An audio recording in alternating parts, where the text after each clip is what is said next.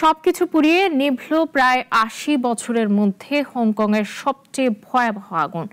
বিশাল এক আবাসিক কমপ্লেক্সের আগুনে নিহতের সংখ্যা অন্তত ৯৪। অসংখ্য মানুষ এখনও নিখোঁজ। নির্মাণ ত্রুটি ও অবহেলার অভিযোগে গ্রেফতার হয়েছে ৩ কর্মকর্তা। হংকংয়ের উত্তরাঞ্চলীয় তাইপো এলাকার ওয়াংফুট কোর্ট আবাসিক কমপ্লেক্সে আগুন লাগার পর কেটে গেছে ২৪ ঘন্টারও বেশি সময়। এর মধ্যে পুড়েছে প্রায় সবকিছু, গেছেন প্রায় ১০০ প্রাণ। ফায়ার সার্ভিস বলছে প্রায় নিয়ন্ত্রণে এলেও আগুন এখনও পুরোপুরি নিভেনি। তবু আজই চূড়ান্ত উদ্ধার অভিযান শেষ করার লক্ষ্য তাদের।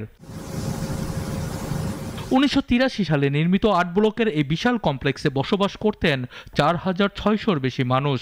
এখানে সংস্কার কাজ চলছিল দীর্ঘদিন ধরে।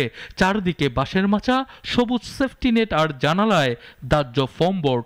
এমন অনিরাপদ পরিবেশেই বুধবার বিকেলে আগুন ছড়িয়ে পড়ে ঝড়ের গতিতে। পুলিশ বলছে এই অনিরাপদ নির্মাণ সামগ্রী এত বড় বিপর্যয়ের প্রধান কারণ। ইতিমধ্যে নির্মাণ প্রতিষ্ঠান প্রেস্টিজ কনস্ট্রাকশনের ২ পরিচালক এবং এক প্রকৌশলীকে অবহেলাজনিত হত্যার অভিযোগে গ্রেফতার করা হয়েছে। ফায়ার সার্ভিস বলছে আজ ৭টি ভবনের সব ইউনিটে ঢুকে শেষবারের মতো খোঁজ নেওয়া হবে।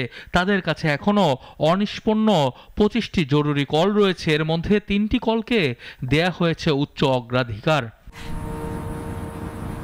নিখোঁজ মানুষের খোঁজে ভিড় করে আছেন স্বজনরা। ৮টি আশ্রয় কেন্দ্রে রাখা হয়েছে প্রায় ৯০০ মানুষকে।